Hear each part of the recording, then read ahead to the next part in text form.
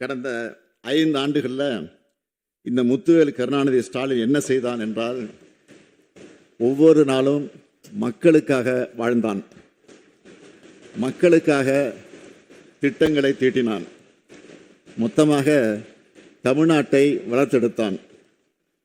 இதெல்லாம் வெறும் புகழ்ச்சி இல்லை, எல்லாமே உண்மை. இதை எதிர்க்கட்சிகளால் தாங்கிக்க முடியாது என்பதையும் வராத நிலையில் நாம் புரிஞ்சிக்க முடியுது. ஆனால் தமிழ்நாட்டுக்காக தமிழ்நாட்டினுடைய நலனுக்காக செயல்பட வேண்டிய ஆளுநர்கள் தமிழ்நாட்டுக்கு எதிராக, மக்களுக்கு பாடுபடக்கூடிய நமக்கு எதிராக தொடர்ந்து செயல்படுவது தான் நமக்கு உள்ளபடிய வேதனையாக இருக்குது. மாண்புமிகு ஆளுநர் அவர்கள் தான் படிக்க வேண்டிய உரையை படிக்காமல் போகிறது வேடிக்கையாக இருக்குது. இன்னும் சொல்லணும்னா, அவர் வகிக்கிற பதவியை அவரே அவமானப்படுத்துகிறார். இந்திய அரசியலமைப்பு சட்டத்தையே ஒரு பொறுப்புள்ள பதவியில் இருந்துட்டு கேவலப்படுத்துகிற செயலாக இருக்குது. அதுலேயும் கடந்த 3 வருஷமாக நம்முடைய மாண்புமிகு ஆளுநர் அவர்கள் ஒரே காரணத்தை திரும்ப திரும்ப சொல்லி, மக்களால் தேர்ந்தெடுக்கப்பட்ட ஒரு அரசு தயாரித்து கொடுத்த உரையை படிக்காமல் வெளியேறுவதை மக்களாட்சிக்கு விடப்பட்ட சவாலாகவே இந்த பேரவை கருத வேண்டியுள்ளது. கோடிக்கணக்கான மக்களால் தேர்ந்தெடுக்கப்பட்ட அரசு இது. கோடிக்கணக்கான மக்களுடைய விருப்பங்களுக்கு ஏற்ற வகையில் செயல்படக்கூடிய அரசு இது. ஆளுநர் உரை தொடங்கும் போது தமிழ்த்தாய் வாழ்த்து பாடுறதும், முடிவுறும் போது நாட்டுப்பண் பாடுறதும் தான் தமிழ்நாடு சட்டமன்றத்தினுடைய மரபு.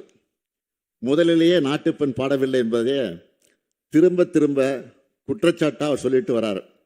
இந்த நாட்டின் மீதும் நாட்டுப்பண் மீதும் அளவற்ற பெருமதிப்பை, மரியாதையை கொண்டுள்ளவர்கள் நாங்கள்.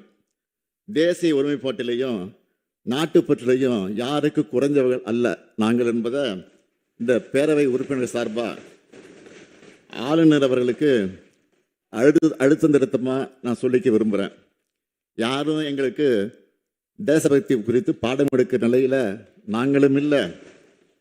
தேசபக்தி பாடம் எடுக்கக்கூடிய அளவுக்கு இந்த தேசத்துக்காக அவங்க போராடியவங்களும் இல்லை.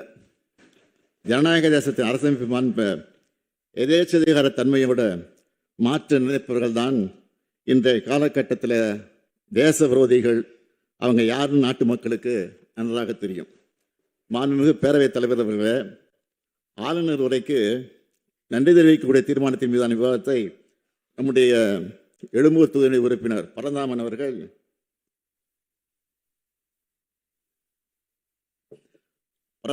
தொடங்கி நிறைவாக மாண்புமிகு எதிர்க்கட்சி துணைத் தலைவர் அவர்களோட பேசியிருக்கிறாங்க.